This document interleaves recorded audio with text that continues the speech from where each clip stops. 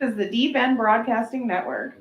43-time 20-goal scorer goes to the net. Right down the slot. It's Vince Dunn, and he scores. Going back to last season, Pasternak. Now it's 61 goals in his last 83 games as his one-timer finds the back of the net. Through center and on the go. Metzger has it in neutral towards the empty cage. He scores again. Alex Ovechkin one closer to 800. Who's the draw? Now it's a 3-on-2 for the Stars. Lindell carries up across ice. Landry, and they score! When Denning went to the net, redirects it. A short-handed goal makes it 4-1 Dallas. That will not make the coach happy. What the puck is going on? This is what the puck is going on here on the Deep End Broadcasting Network. I am Stephen Murray. It is right after 6 p.m. Eastern Standard Time here on the East Coast of the United States of America.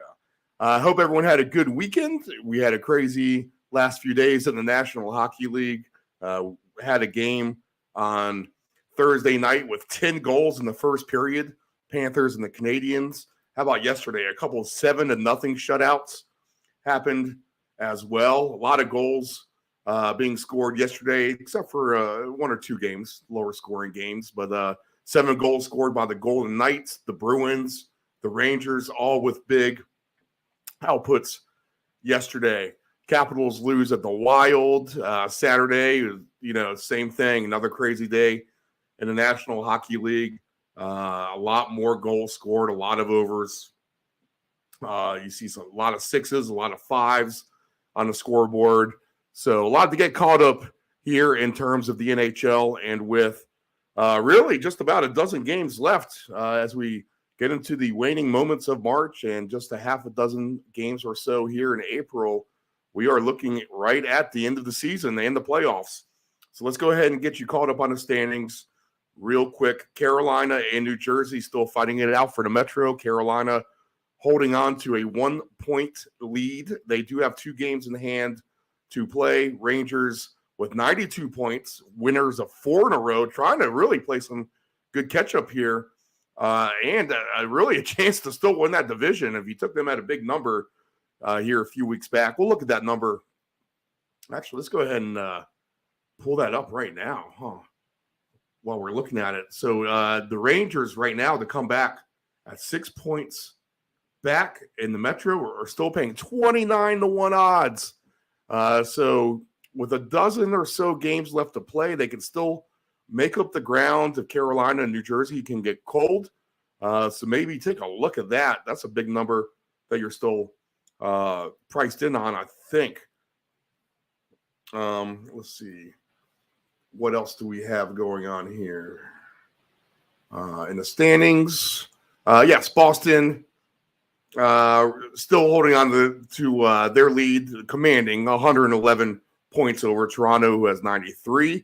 And there's Tampa creeping up on Toronto a little bit as they have a chance to maybe flip-flop here come seeding time when the playoffs start down in the wild card. Last week, the Penguins took over the first wild card spot from the Islanders. That has now since changed hands back. Pittsburgh does have 2 extra games to play, though, than the Islanders. But Pittsburgh now trailing New York Islanders by 2 points in the wild card battle. Florida, in that bunch of teams that has been trying to catch the wild card leaders there, Florida has 77 points, so they're just a game back.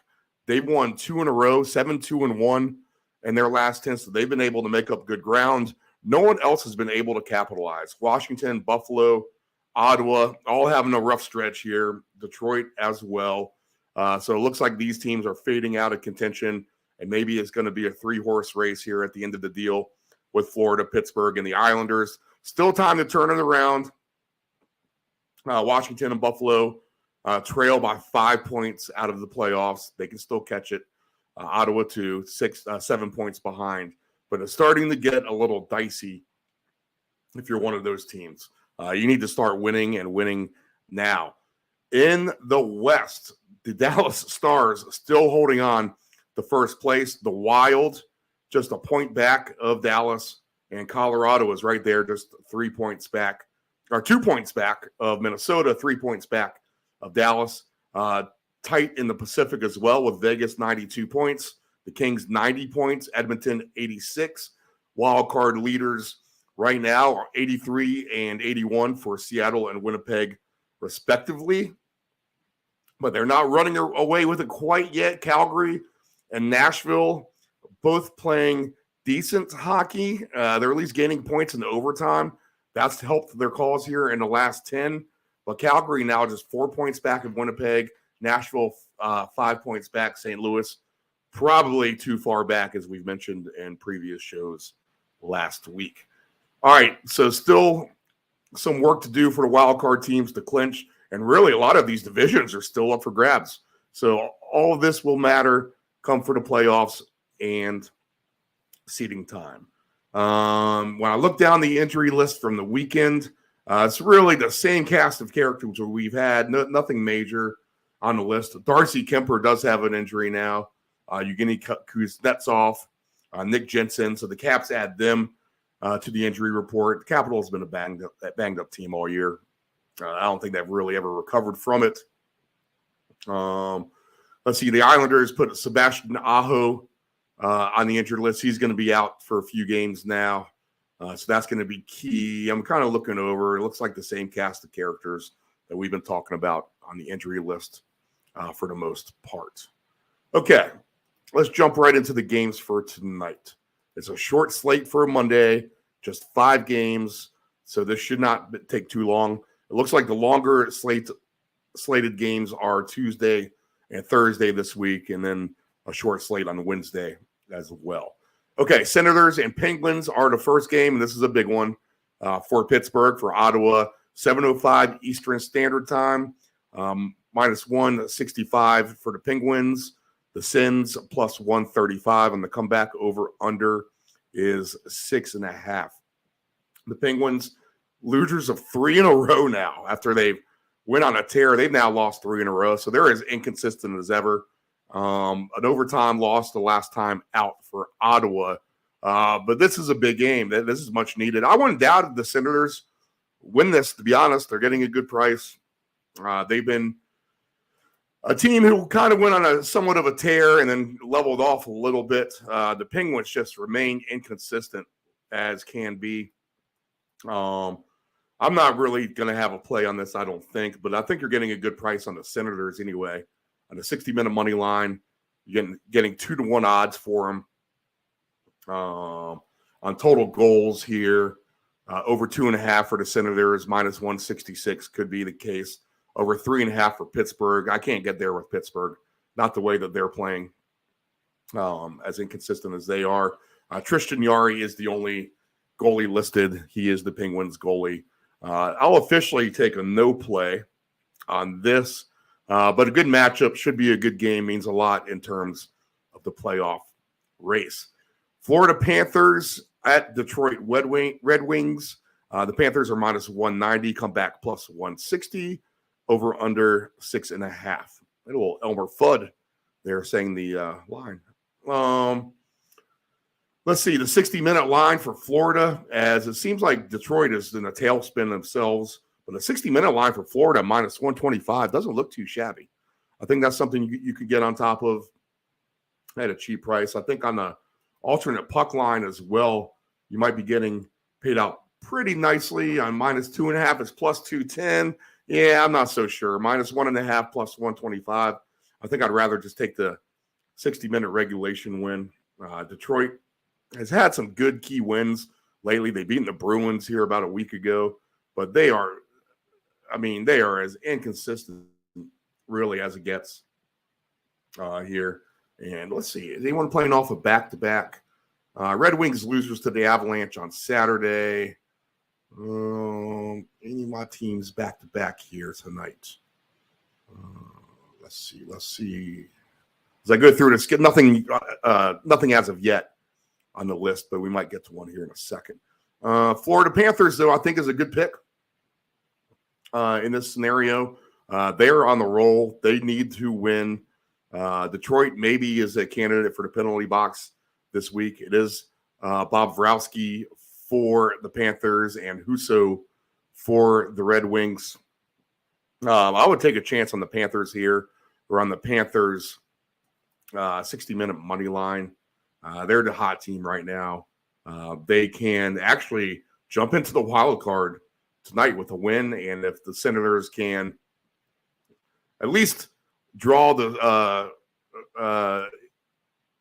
take it to overtime and give Pittsburgh an overtime loss, then we could have a scenario where we have a tie here in the standings for the playoffs. Florida total goals for tonight is something I would look at as well, over 3.5 minus 136 if you feel more comfortable with that route. We've had a lot of overs lately, so goals are going in back of the net all over the place.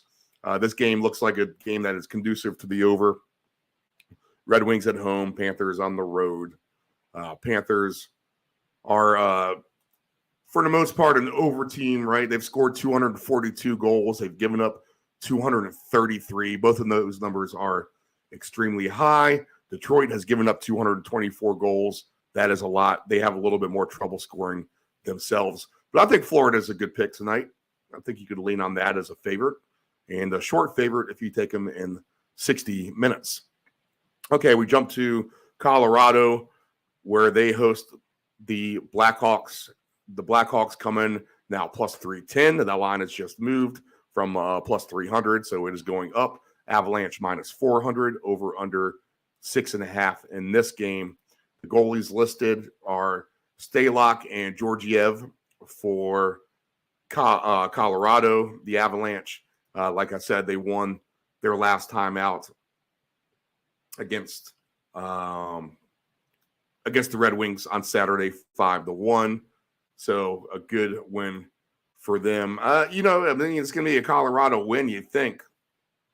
The Blackhawks have been struggling. They are one of the worst teams in the league. They're 3-6-1 in their last 10. So they may actually have called it quits here on the season. They've given up 244 goals. They've only scored 175. Colorado has everything to play for. 6-3-1 in their last 10. Winners of 5 in a row. They're just a heavy favorite. But I think as long as you're getting 3.5 on the goals for Colorado, that's the angle that you take. Yeah, you are. Over 3.5 is heavy juice at minus 174.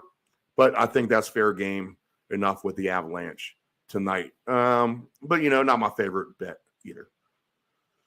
All right, 2 more games, and that's it. Really, San Jose is at Edmonton, another bad team at a good team. Edmonton has everything to play for, too, minus 330 on the money line, plus 260 for the Sharks, over under 60.5. I'm sorry, 6.5, minus 152 is the over under there. Winners of 3 in a row are Edmonton, so they are officially a hot team. Let's see, 18-12-5 at home, 39-23-8 on the season with a plus 39 goal differential. They've scored 274 goals now. That is actually more than the Bruins. How about that? So they are your highest scoring team here in the National Hockey League. They do give up goals. They've given up 235, which seems like a lot, but that makes that plus minus still a plus 39. San Jose, again, they're 1-7-2 in their last 10. Just dreadful. Minus 69 on the goal differential. They've given up 269 goals. I mean, I think this is everything to do with Edmonton tonight. You're not even getting a good price on a super crazy alternate puck line, I don't think. Let's see. Edmonton on a major puck line move of minus 3.5, plus 290. I guess that's fair. I mean, they should beat the Sharks here pretty good at home. Goals for the Oilers. Team goals for the Oilers tonight. Over 4.5 is plus 108. I'm not sure I can do the over 4.5, although I just said I would lay 3.5, so I guess I would. Just something about these big favorites I don't like to mess with. There have been some weird outcomes here in the NHL, but man, you really do have some real bad bottom feeders in terms of the Sharks and the Blackhawks on the road at two really good teams in Edmonton and Colorado, both who are going to fight it out there for positioning in the playoffs. Three-way money line, minus 220, not the worst. You could take the three-way money line, minus 220 on Edmonton, and I think you could do that on Colorado too. Let's take a look at that. Let's see what that parlay pays. So I don't think that's the worst idea in the world. I think both of these teams will win in regulation. Yeah, it's a straight bet, plus 101 if you want the Oilers and the Avalanche in the regulation both to win over what really are the two worst teams in the league. All right, Flames trying to rally and get into the playoffs. They'll be at the Kings tonight. Kings trying to win that Pacific Division. Both teams minus 110. Over-under is 6.5, juiced to the under. Standings-wise, the Kings 7-1-2 with an overtime loss their last time out. Their nephew Dave's darling right now. He's all about them. They trail Vegas just by the 2 points. And Calgary 4-3-3 in their last 10. Not nearly as hot, not nearly as prolific of a scoring team as the Kings are. They scored about 20 less goals, 18 to be exact. And they're only a +5 on their point goal differential on the season. 15, 10, and 11, though, on the road. So they keep it close, at least on the road. Expect a good effort here. This should be a close game in a very key playoff matchup. I don't think the Kings with 90 points are in any real threat of falling out of the playoffs. They're not. I mean, they're too far ahead of Seattle and Winnipeg. But Calgary is right there. They could get these 2 points and really be right there within striking distance tonight, just with being a game back of Winnipeg and just 2 games back of Seattle. If the Calgary Flames can get a win tonight in Los Angeles. I'm going to go down to the team injury reports. Let's see if we see anything crazy. Chicago, a team playing tonight, extremely banged up. Same guys banged up for Colorado. They should get them back still sooner than later. Edmonton, same cast of characters have been hurt. Florida's relatively healthy. The Kings are relatively healthy. Let's see. Senators, relatively healthy. They have a couple key injuries of note. Cam Talbot, Parker Kelly, both injured. Pittsburgh, same guys have been hurt. Ruda, Petrie, Nick Bonino, Kulikov. San Jose is a fairly injured team. And I think that covers everyone we've discussed on the show. Okay, yes. So that's it. I don't have Nephew Dave's best plays. He's in Florida, recovering from a long weekend. So we'll leave him be. And, oh, man. All right. I mean, the Panthers are bust, really. I think that's a good play against the Red Wings. And then I think if you want to take a good straight shot, I think it's fair to take Colorado and Edmonton on a 60-minute money line parlay, which pays approximately plus 101 on your book. Game too tight for Calgary and the Kings for me to call. I'll do a no play on the Senators and Penguins as well. But I think the Panthers, Avalanche, and Oilers in some sort of fashion are all decent picks for tonight. You could even probably 3-game parlay all of those on a straight money line. Actually, if you take Florida on the regular money line and then the 60-minute 3-way on Edmonton and Colorado, you're now getting paid plus 206. All right. All right, we'll leave you be with that. Everyone, good luck on your tickets. We'll have a bigger slate tomorrow night. This is What the Puck is Going On. Have a good night.